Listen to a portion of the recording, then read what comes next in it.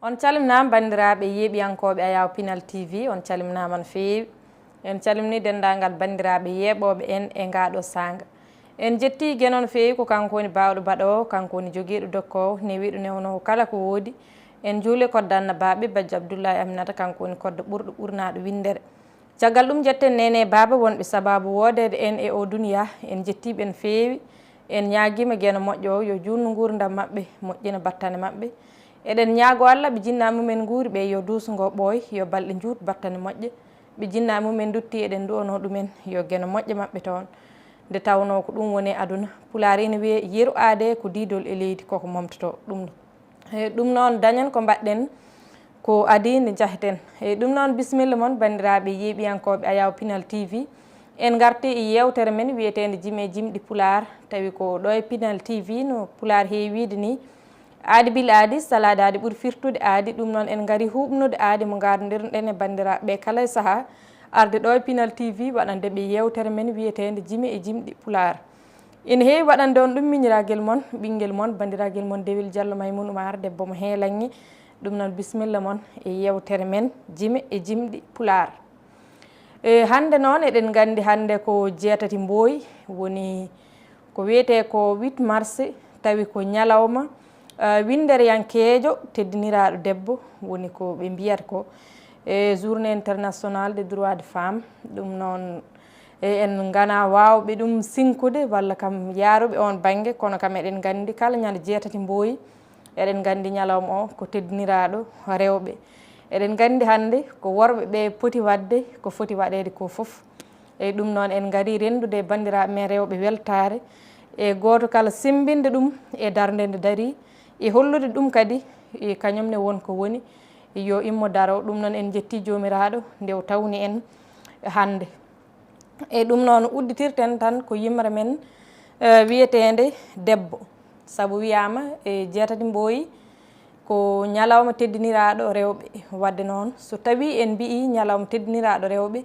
ina foti gadden yimre tawi kadi ko debbo yimete hen, saabu eɗen gandi e bandiraɓe worɓe hewɓe hani rewɓe jimi kadi dutti rewɓe teddugal. ko wayno Mamadou Samba Diop murtuɗo yurmede gueno yo won e makko, ko wayno ceerno lamtoro Sall Abdoul Toksel, ko noon malaɗo guiɗo leñol Saydou walla kam mbiyen Basirou Ba mo Gurel Ɓokki, ko noonne kadi mo no en mbawa limtude, so tawi ko Allah en mbawa limtude, saabu hewɓe ina mbaɗani rewɓe yimre. saabu eɗen gandi ceerno Ifrayera Sow omo waɗani debbo pullo yimre, tawi ko yimre nde gandanɗa hoorema. so tawi nde waɗama yewtere eɗen gandi en wawi nawde waktu kurɗo tawa en gaynani haalde ko woni e nder yimre nde ko. ɗum noon kamɓe kala ɓe jarama, e kadi enen rewɓene eɗen poti wattude hakkillaji e koye men, saabu neɗɗo goto kala ene jogui darde e rendo o tengti noon e debbo. ɗum noon ala no mbatten so wona garen e yimre men debbo. Debbo so teddinirama wiyetake fotani. Debbo ko yumma leñol horsin taw wonki mum a huɓɓinani. fiide debbo e woynude ɗum ndaw ko fotani. mo huɓɓini ɓernde debbo ko pamaro hakkille mo famani. debbo ko nene men holi biyowo wodani. so debbo wodano godal aduna mi sikkani. nde gorko taga ko debbo adda ko leelani, so wonano debbo reeni ɓiɗɗo ma wood ɓe mawnani. nde nene sawi ɓiɗɗo e reedu mum hay yaadu yawani, museki ngata were tampere mum won hen ko ɓiɗɗo andani. mo miiji ɗum ha andi ma andu yobde debbo weeɓani. ƴeewi tan duɗal e nguleki mum o woɗɗotako so deftani. lewru korka e museki mum o jooɗotako, gorko ina leeli tinani. omo huuɗe omo gidde hay konngol o wiyani. defta ɓattina sa kadi wiye welani, jokka muñal reena ɓesgu mum saabu Allah ɗanaki. an gorko yurmo debbo ganda doole godani, fiyetake yopto sa fiyini jinganowo wodani. ɓesgu no jooɗino dara yo wonta yottaki, e saabu ɓiɓɓe ma ko an gandi goɗɗo ɓe tinani. e ñande kala debbo ina foti teddinede ñalawma goto o tan yonani teddungal men e rewɓe ko ñalawma gila hanki ha tawa hande arani debbo ko jaam e galle bawɗo golle ina timmi ŋakkani huufanma aɗa andi komi haalani debbo woni nene leñol pamaro doole kono ɗo makko ɗo golle pamɗani mi rokki nde yimre kala debbo hay hen goto mi accani yimre Basiru Yero Ba walla mbiyen kuuɗol Basiru Yero Ba ko ñande 7/2/2022 ɗum noon o jarama no feewi e kanko e yimre makko waɗde fayida wadde rewɓe kala beltanimamo kadi mbimo o jarama eɗen gandi wonko heewi ko haali ɗo e nde ɗo yimre saabu eɗen gandi debbo no famɗi doole kono kadi eɗen gandi e debbo ina ƴoƴi ina jogui peeje kewɗe e ɗe o foti wadde saabu ina wiye debbo ala doole ni ɗum ko gonga kono won golle goɗɗe potɗe wonde e nder galle ɗe debbo ina golla e tawi gorko kañum hattanta ɗen golle saabu finde subaka ƴewna yimɓe ko ñaami ƴeewa no sukaɓe jangguiroyi ƴeewa wayno tawi ko oroɓe ne ordi e ƴeewa ƴogoyde ƴeewa defde bottari foof gara kawrina ɗum e waktu e potɗo hawrinede o e won gonannoɗo andata ni holto fuɗɗorto golle ɗe e holto gaynirta ɗe kono debbo wonko Allah rokki ɗum e on banggue kadi ko Allah tagui tagoje mum ɗe foof kono kadi ko Allah teddini debbo wadde noon so tawi debbo teddinama ina foti wadde noon ngal ɗo teddungal e mbiyen wona tan worɓe tan immi walla yimɓeɓe tan immi mbi ina teddinira jeetati mbo ina teddinira ɗum debbo ala ko debbo yilani ɗum hoore mum walla mbiyen ko rewɓe jilani ɗum hoore mum saabu e Pulaar ina wiya hakke rokketake sakketake muddetake koko tettete saabu eɗen gandi jeetati mboyi duko mum fuɗɗi dukede ko guila e hitande 1910 woni 1910 ko nden ɓe puɗɗi haɓde hare nde saabu ɓe immima nden ɓe mbaɗi batu e nden hitande ɓe kaali hen gueɗe kewɗe kadi ɓe namnima hen gueɗe 5 ɗe ɓe poti e wadde saabu kamɓene koɓe tagore no tagoji keddeɗe ɗe ni wadde kamɓe rewɓe ɓe eɓe poti rokkede cellal maɓɓe ha timma ɓe kaali hen ɗum saabu so tawi neɗɗo ina ŋakki sellude to banggue terɗe walla to banggue hakkille o wawata miijade ɗum ɗo ina foti wonde walla ala ɗum ɗo fotani ɓe namnima hen hakkeji kewɗi ɓe namnima kadi no worɓe ɓe cuɓorto lamɗo kamɓene ɓe poti wawde suɓade lamɗo saabu eɗen gandi e on jamanu tawi ko rewɓe ɓe ɓe jaatitanoke ni hay e nder ɓiɓɓe leydi saabu ɓe gotatano ɓe jeenoka e suɓotoɓe e sumgoji laamu eɗen gandi gueɗe kewɗe jawtiɗo on hayso tawi en galna toon o humpito kono eɗen gandi ɗen e ko gueɗe ɗe gandanɗa hoorema ko rewɓe daari ha aduna o foof tini ɗum kadi ha hettina ha waɗa jeetati mboyi ko ñalawma Winndere yankejo teddiniraɗo kala debbo to wawi wonde kala ina wawno wonde ko leyɗele tubakoɓe ɗe tan ina wawno wonde ko leyɗele men Afrik tan walla ina wawno wonde ko kamɓe tubakoɓe walla ni ko arabeɓe walla ala ko bamarankoɓe tan walla ala ko enen fulɓe walla ni ko seɓɓe kono ala ɗum ɗo ko foof en foti hen foti ka iggiyanki foti ko mbawɗa wonde foof tan e raɓɓiɗinde e ñalawma o ko teddiniraɗo kala debbo nde tawno darde debbo famɗani e nder rendo wadde noon debbo ina foti teddinede kono kadi debbo ina foti andude kañumne wona tan e jooɗa tan ka tan ina defa ina ɓallini yimɓe wona ɗum tan woni gollal mum ko gonga ni ɗum koye golle mum jeeya kono kadi ina foti wattude hen golle goɗɗe eɗen gandi wonto rewɓe goodi tawa koɓe jooɗiɓe ko wiyete ko climatiseur uji ina ñalla wuttudeɓe eɓe golle eɓe nafta rendo ngo kono kadi won dariɓe e nangue ina mbarña waaƴo tawa kadi naftirto ɗum ko rendo ngo saabu en jii rewɓe remoɓe en jii rewɓe e jangguinoɓe en jii rewɓe e wonɓe e gueɗe kewɗe wadde rendo ngo ina sohli men e kala banggueji kadi wata ñoofen juuɗe wata ketten caggal mbiyen ɗum ɗo ko rewɓe walla ɗum ɗo ko worɓe pewji ɗum enen en ngala hen gueɗal walla mbiyen sen pewji ɗum ɗo worɓe mbiyata ko enen kayni e ɗum ɗo ko miijoji rewɓe ɓe jaadata hen wadde rewɓe waɗnoɓe feere ha gueɗe ɗeɗo fof mbawi wonde saabu on saha debbo hiisanoka e wotata waɗata hay hunde kono haare muɗum haɓama ha ari hande ko debbo ni hoore muɗum wotante eɗen gandi kam ko ɗo wawi hadde wadde ɓen mbaɗi ko poti wadde ko enenne ƴeewen holko potɗen wadde saabu kala ñande jeetati mbooyi kala leydi e rewɓe mum ina ndenta heddoto noon koɓe ceerto tiitoɗe goto foof kam jogoto tiitode mum wiya ko ɗum ɗo yewtata ko fewte mum e goɗɗo jogo tiitode mum kono eɗen gandi kam kala leydi ene jogui rewɓe rendoɓe e ƴeewa holkoɓe poti wadde e jeetati mbooyi e moɓe goni muɗum o ina waɗi ƴeewoɓe to banggue jangde ina waɗi ƴeewoɓe no banggue no ndema mumen yarata ina waɗi ƴeewoɓe e banggue neediji ina waɗi ni ƴeewoɓe cellal rewɓe e gueɗe baaɗe noon saabu eɗen gandi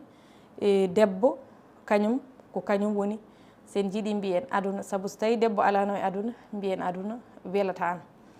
e saabu debbo ko kañum woni yumma kañum woni bandiraɗo debbo kañum woni cuddiɗo kono kadi mbiyen ko kañum woni ɓiɗɗo debbo wadde debbo ko kañum woni foof debbo ina foti teddinede debbo kadi ina foti andude kañum ko kanŋe kadi reena hoore mum saabu mbiyata e cuuɗari foti ko ndi kanŋe walla ko kalis danejo so tawi a renani ɗum tan e jogori ko furde bona wadde debbo ne ko noon wayi e debbo ko daroggal rendo debbo kadi ko bagui danejo ko gakkini ɗum ina weeɓi e ɗum noon debbo ina foti darade anda won darɗe kewɗe ɗe foti darade saabu eɗen gandi en daɗaka hande o kam ko yettude guenon feewi saabu wonino en gotatano wonino en jatanoka wonino en noddatanoka e batuji kono ɗum foof rewɓe dariɓe daraniɓe rendo e darima itti ɗum foof e hande ko enen ni won rewɓe noddata batuji worɓe noto tawi kadi worɓe ɓe e wona ko wayno e denɗam Mamoudil en ala ko worɓe dariɓe tigui rigui e garata notadeɓe e noddali mabɓe ɗi ndi tawno e hande o andama wonde miijoji rewɓe ina nawa rendo yeeso ina nawa leydi yeeso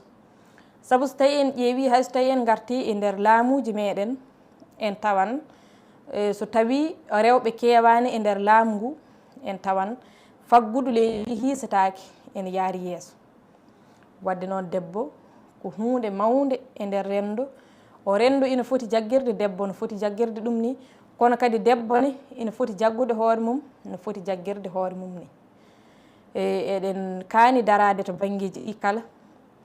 e puɗɗortoɗen koto nder suudu e guila gueɗe muɗum hay foof garten e nder galle e needi sukaɓe e koddigal hakkude ma e gurdiɗo ma hakkude ma e esa en hakkude maɗa e miñiraɓe joom galle ma hakkude ma e mawniraɓe joom galle ma hakkude ma e wuuro ngo kodduɗa saabu aɗa andi woni sahaji so tawi en garti e nder guure men sahaji e gorko jagol mum e woni gueɗe weeɓani kono so tawi a joguima debbo dariɗo tan an ŋakkere maɗa nde yiyataki so tawi en mbaɗi yeeru inɗe walla yangue walla ko ɗum wawi wonde foof kam kew waɗi e nder wuuro he an joom galle o a heewani tawtorede a heewani yiyede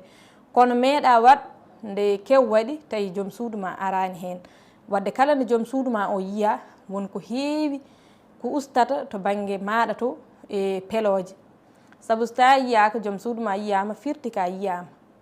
wadde kala to joom galle o feela wiye kaari arata yimɓe kaari ko ni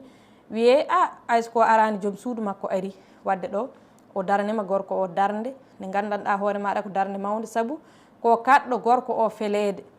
e ɗum ko hen banggue e to banggue goɗɗo o so en garti e nder wuuro e ko debbo fewnata wuuro debbo ina fewna wuuro ne fewna leydi ina fewna garten ina fewna rendo wadde debbo ko hunde mawde en mbawa haaldude ɓuura debbo e kono kadi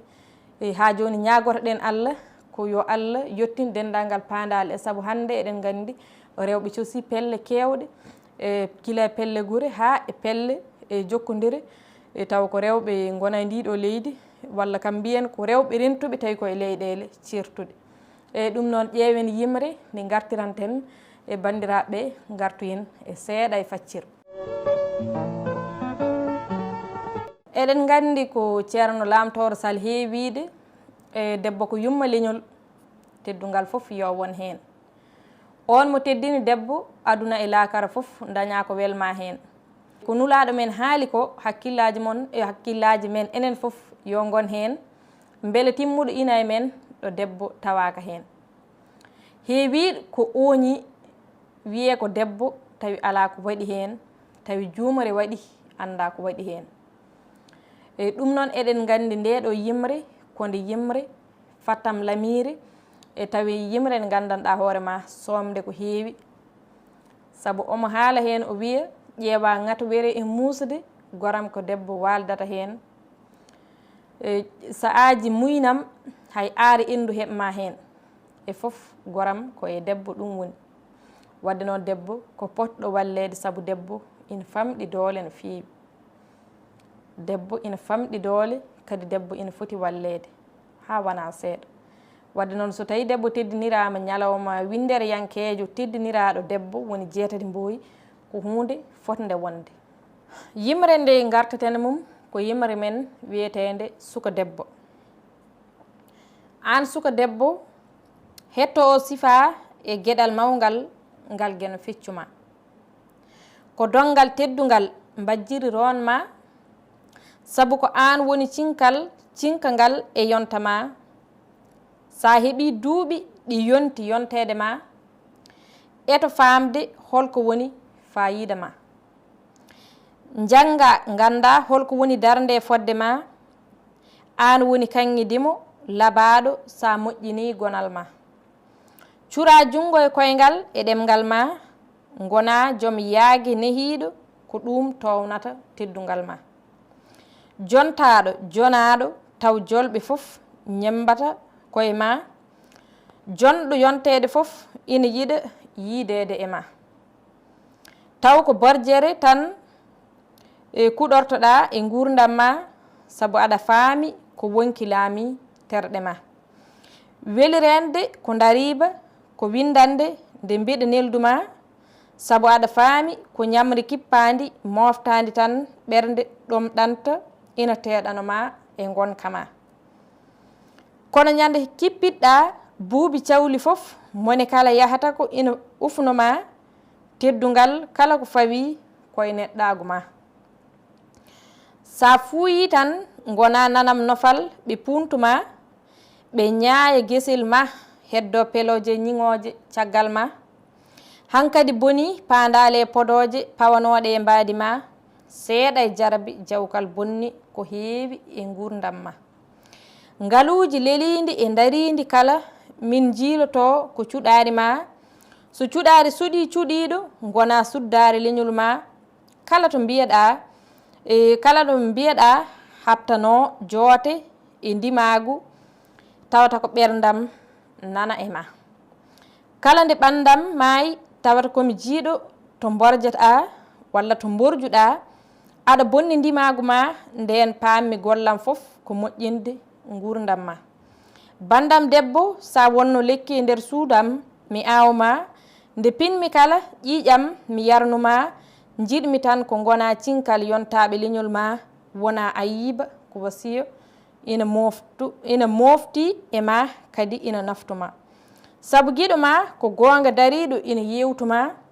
yogen rokku suturo e suuraare ha danda ndimaagu ma. Amin. Ko yimre Saydou Hammel Mbaare on woni malaaɗo giɗo leñol ñande mawnde tati bowte ujun ɗiɗi e nogas e go'o. E ɗum noon o jaarama no feewi kanko e yimre makko e waɗde fayida wadde o wi debbo ko cuɗaari. So tawi noon cuɗaari suɗirama cuɗaari wadde ngona suddaare rendo ma. Wadde noon debbo mbiyen ha joni garten to garnoɗen ɗo ko debbo woni fof sabu debbo ko cuɗaari. Wadde noon ƴeewen wata cuɗaari ndi furde walla wata ndi fuunde walla wata en cikkude ko e men ken yeeɓeteɓe tawa ala to birtiɗen fof ko en ufneteɓe. O wi so tawi a reenaki ngona nanam nofal ɓe bonna dendagal paandale ma fof heddo eɓe ufnuma yo Allah dandu en e ɗum kadi yo Allah rokku en wonde anduɓe ko jahata sabu woni gueɗe kewɗe nani toon goram ko majjere bonde addani en ɗum. Rewɓe enen fof mbatten hakkillaji e koye men ganden eɗen jogui darɗe kewɗe ɗe potɗen wadde eɗen jogui gueɗe kewɗe ɗe kanɗen wadde. kono so tawi en garti e baŋnge meɗen e sifa nguurdam men e ñande 7 Mboyi eɗen nganndi woƴata men ko soodde comci ɗi anti jooɗɗen eɗen mbaɗa pijirloji eɗen konka eɗen ngama kono en jogotako tan tiitonde yewtere mbiyen hannde e 7 Mboyi e ndeɗo hitande ko ɗum ɗo kuccanɗen e ɗo 7 Mboyi garowo yo taw an a waɗi ɗum o waɗi ɗum o waɗi ɗum goto fof rokke darde e ɗo 7 Mboyi garowo yo taw a waɗi ko potnoɗa wadde ko nden nde 7 Mboyi artat tawete ko dañi goto fof ko hebli 7 Mboyi goɗɗo so ari ndenten e goto e men fof adda ko tottano ko beele fewni ɗum ha feewi walla ala hol caɗele ɗe dañi hen hol nafoore dañade hen holko ɓeydete hen holko ustete hen fof jewtiden kono ala ko noddude joom buubaji en na konka na ngama walla na mbaɗa radio ji na pija na ngama e tawa fayida fof ala hen wadde elle ko en yejjitɓe to immano to kono ganden enen rewɓe en daɗaka to banggueji ɗi fof ganden kadi renndo ngo leñol ngol ina sohli men eɗen cohla to banggue jangguinde eɗen cohla to banggue haaliyankagal eɗen cohla to banggue ndema eɗen cohla to banggue gaynaka eɗen cohla e banggueji ɗi kala so tawi en tinnima so tawi en darima saabu eɗen gandi hannde wona rewɓe ardiɓe ndema tawi hay worɓe woodɓe nan toon ɓe mbawa darade e on nokku ina woodi remoɓe tan tawa gartirta ni koye galle ne ñaame kono kadi ina woodi remoɓe tawa ina artire e faggude leydi en jii ɗum kadi en nani ɗum wadde noon ganden to immiɗen to ganden ko gonɗen e mum ko miijoɗen to faya to saabu ɓeye to mbaɗirno ko beele yo en dokke hakke men ha timma yo en jojjit jojjanɗe meɗen ɗe saabu enenne ko en tagaɓe no tagore heddin nde ni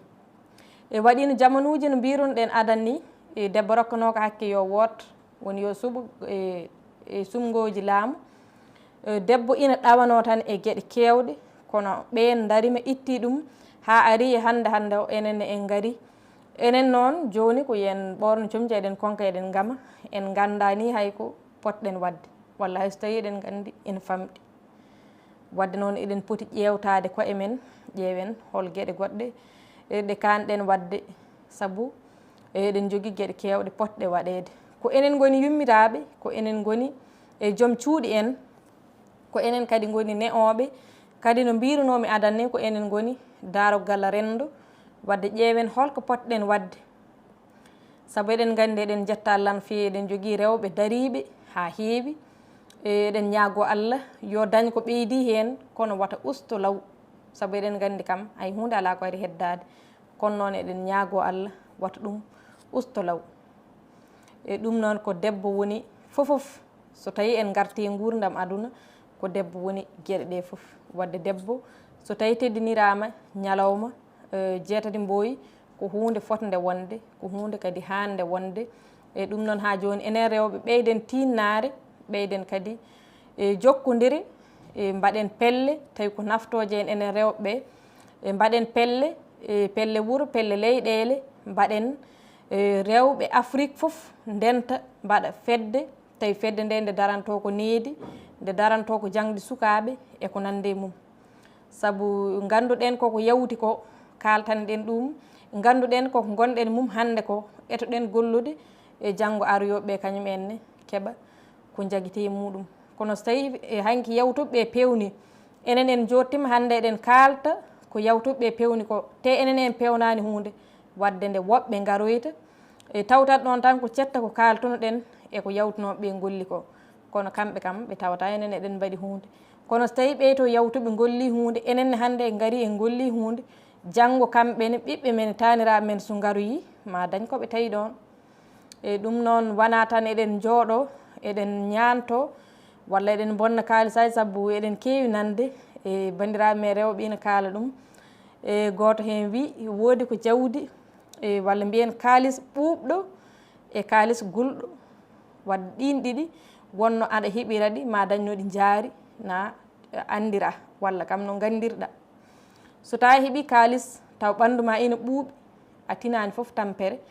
e kalis o yahat tan koye golle puyɗe mo nafata hay hunde kono noon so tawi kalis keɓɗama koye waaƴo ma tampere ma e warñede ma so tawi a fayi ittude e makko tan a muusete wadde kala to aɗa waɗamo tawata koto naftata mbattamo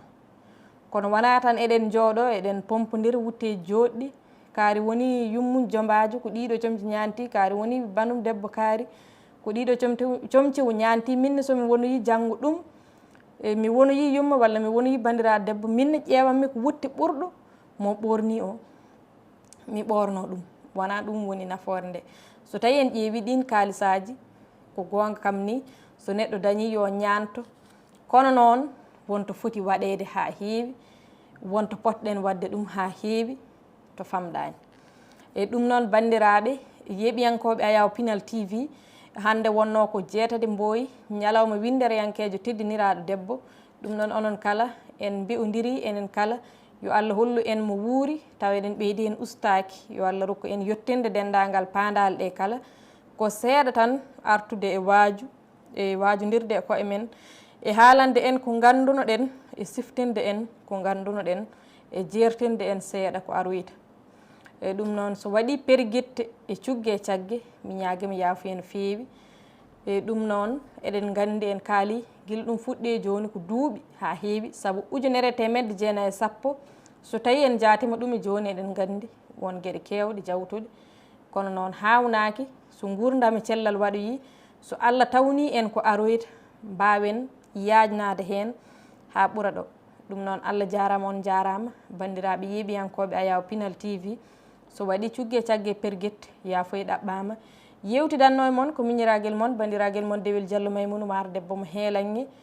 en garde yewtere men Jime jimɗi ha ɗo ɗum noon ko ɗo kaddeten ha sahaji goɗɗi so hoddiro hawri e hojomaji Allah jarama on jarama enen sahaji goɗɗi